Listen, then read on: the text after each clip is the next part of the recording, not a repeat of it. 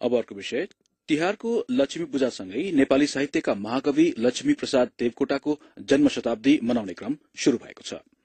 महाकवि देवकोटाको योगदानहरूको सम्झना गर्दै वर्षभरि नै विभिन्न साहित्यिक कार्यक्रम गर्ने तयारीमा नेपाली साहित्य जगत उत्साहित हुँदै जुटेको छ। देवकोटाको देहावसानपछि धेरै सरकारहरू बने, यद्यपि केही मानिसहरूको अनुभवमा ती सरकारहरूले देवकोटाको मात्र नभई नेपाली साहित्यका अन्य प्रतिभाहरूको योगदानको पनि उचित कदर गर्न सकेनन्। देवकोटाको जन्म शतवार्षिकीका अवसरमा हाम्रा काठमाडौँ संवाददाता सुरेन्द्र फुयालले तयार पारेको यो विशेष रिपोर्ट। आफ्ना भूलहरू नगिनी झैं बेरिरहेछन् वक्षस्थल, तिनबाट म केही मोचन पाऊँ भन्दै प्रभुजी गर्छु पुकार। क्यान्सर रोगबाट ग्रसित भएपछि 2016 सालको भदौ महिनामा महाकवि देवकोटा ललितपुरको शान्त भवन अस्पतालमा भर्ना भएका थिए। देवकोटा गम्भीर बिरामी भए पनि उनी भित्रको कवि भने स्वस्थ र तन्दुरुस्त नै लाग्दथ्यो। उनले अस्पतालको शय्याबाट वाचन गरेको यो कवितामा सुनिए जस्तै, मानवताको भाव हजारौं मैले गाएँ कवितामा, तर ती सारा विफल भइकन फोस्रो भए अब प्रभु श्याम।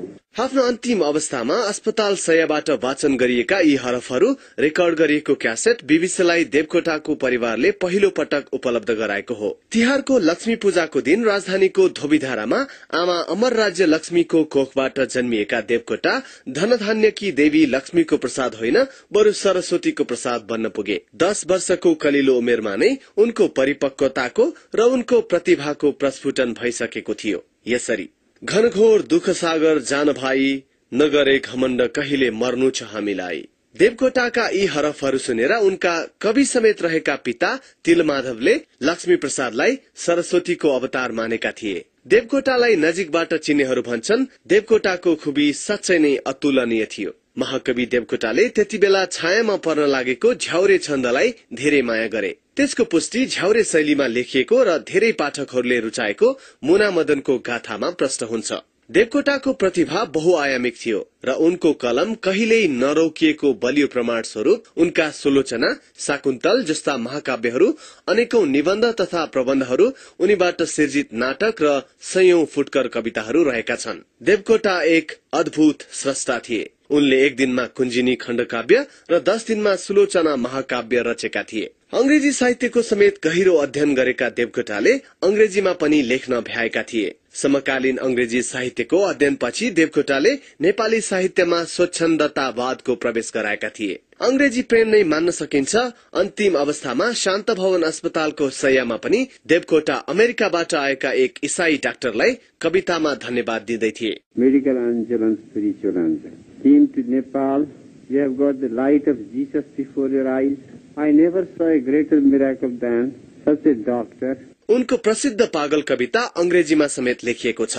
द ल्युनाटिक नाम दिएको सो कविताको भावसँग कविहरूको अन्योन्याश्रित सम्बन्ध रहेको अनुभव सुनाउँछन् प्रसिद्ध उपन्यासकार डाक्टर ध्रुवचन्द्र गौतम। देवकोटा विदेश आउनुभएको थियो, हामी केटाकेटी थियौं अनि उहाँलाई स्वागत गर्दै एकजना अंग्रेजीका प्रोफेसर भन्नु कि पोएटहरू ल्युनाटिक किसिमका हुन्छन् भनेर भन्नुभएको थियो है। देवकोटाले आफूले बोल्दा चाहिँ के भन्नु, मेरा विद्वान मित्रले पागल त सबै पागल हुन्, कविहरू काम लाग्ने पागलहरू जम्मै भेगमा पागल हुनुभएको थियो। वरिष्ठ साहित्यिक पत्रकार रोचक घिमिरेका विचारमा जीवनको सूर्यास्त अघि देवकोटा साहित्यमा नोबेल पुरस्कार पाउनका लागि उद्यत देखिन्थे। आफ्नो जीवनकालमै यो नेपाली शाकुन्तल महाकाव्य निस्किएको छ, त्यो मौलिक रूपमा अंग्रेजीमा नै मूल लेख्नु भएको हो। उनको साहित्य चाहिँ विदेशी भाषामा अनुवाद भएर जान सकेको भए विश्वले पनि देवकोटाको महान प्रतिभाको महत्व थाहा पाउँथ्यो।